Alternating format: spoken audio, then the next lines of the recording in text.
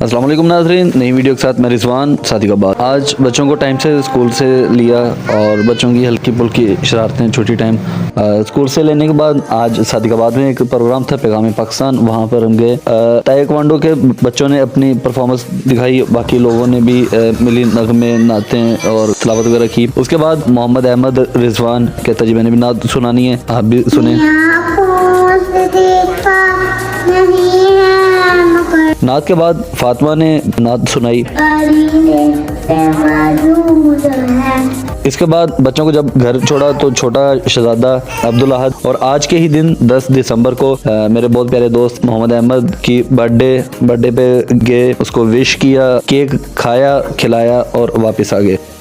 احمد، فاطمہ، عائشہ، مزہ آیا آپ لوگوں کو؟ واو، اچھا لگا؟ دوبارہ بھی آئیں گے؟ اوکے، اللہ حافظ۔